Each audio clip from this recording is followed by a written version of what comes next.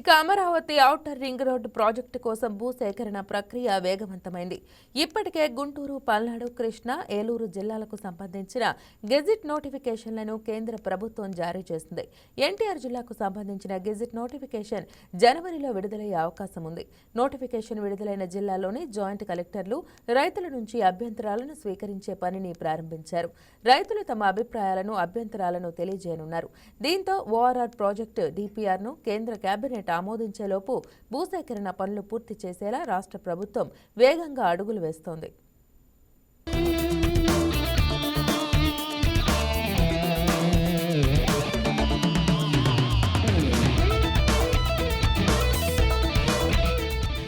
రాజధాని అమరావతిని అద్భుతంగా తీర్చిదిద్దేందుకు సీఎం చంద్రబాబు నేతృత్వంలోని కూటమి ప్రభుత్వం సన్నద్ధమైంది. ఇందుకు తగ్గట్లుగా పనులను వేగంగా చేసుకుంటూ వెళ్తోంది. ఓవైపు అమరావతి నిర్మాణ పనులు వేగవంతం చేస్తూనే మరోవైపు ఔటర్ రింగ్ రోడ్డు ప్రాజెక్టు కోసం కసరత్తు ప్రారంభించింది. అమరావతి ఔటర్ రింగ్ రోడ్డును ఎన్టీఆర్, ఏలూరు, కృష్ణా, గుంటూరు, పల్నాడు జిల్లాల మీదుగా 190 కిలోమీటర్ల పొడవు, 140 మీటర్ల వెడల్పుతో నిర్మించనున్నారు. ఇందులో 6 లేన్ ఓఆర్ఆర్, ఇరువైపులా చెరో 2 లేన్లతో సర్వీసు రోడ్లు నిర్మించనున్నారు. ఇందుకోసం 5 జిల్లాల్లో 23 మండలాల పరిధిలో 97 గ్రామాల్లో భూసేకరణ చేయాల్సి ఉంటుంది. భూసేకరణ సంబంధించి ఆయా జిల్లాల జాయింట్ కలెక్టర్లకు రాష్ట్ర ప్రభుత్వం బాధ్యతలు అప్పగించింది.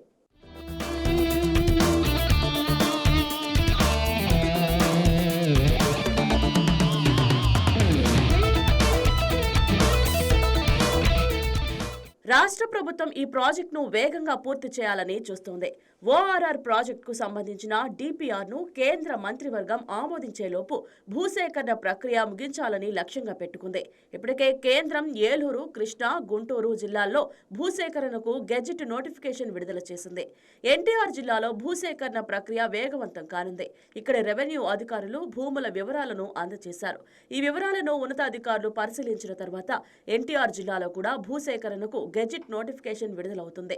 ఇక కేంద్రం గెజిట్ నోటిఫికేషన్ విడుదల చేసిన పల్నాడు జిల్లాలో జాయింట్ కలెక్టర్ భూ యజమానుల నుంచి అభ్యంతరాలను స్వీకరించారు. ఏలూరు జిల్లాలో కూడా ఈ ప్రక్రియ కొనసాగుతుంది.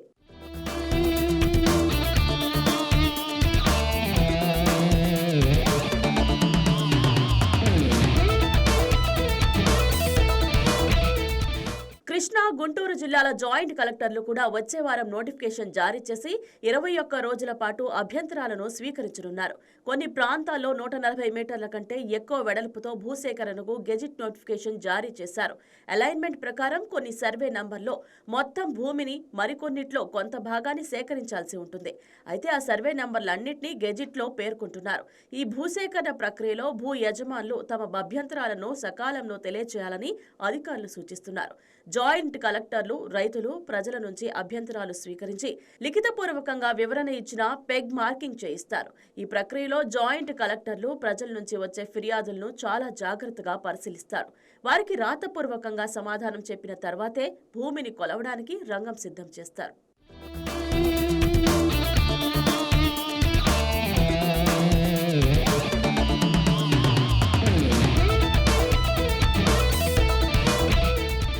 భూమిని కొలిచేటప్పుడు కేంద్ర ప్రభుత్వం సూచించిన అలైన్మెంట్ ప్రకారమే చేస్తారు.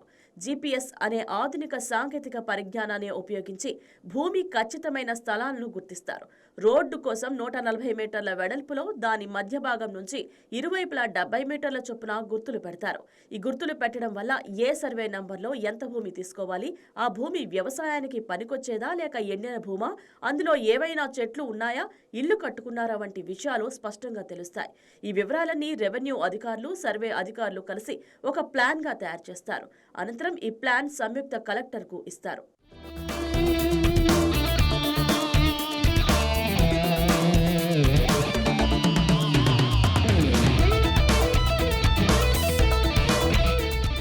సంయుక్త కలెక్టర్లు ఈ ప్లాన్ను భూమి రాశి అనే ఆన్లైన్ పోర్టల్లో నమోదు చేస్తారు. అన్ని వివరాలను పరిశీలించిన తర్వాత కేంద్రం తుది నోటిఫికేషన్ జారీ చేస్తుంది. కేంద్ర మంత్రివర్గం ఓఆర్ఆర్ ప్రాజెక్టుకు ఆమోదం తెలిపినప్పుడు ఈ నోటిఫికేషన్ వస్తుంది. తర్వాత భూమి యజమానులు తమ భూమికి సంబంధించిన పత్రాలు, ఆధారాలు చూపించి ఆ భూమి తమదేనని నిరూపించుకోవాలి. చివరిగా ఏ సర్వే నంబర్లో ఎంత భూమి తీసుకుంటున్నారో, దానికి ఎంత డబ్బు చెల్లిస్తారో నిర్ణయించి అధికారికంగా అవార్డు పాస్ చేస్తారు.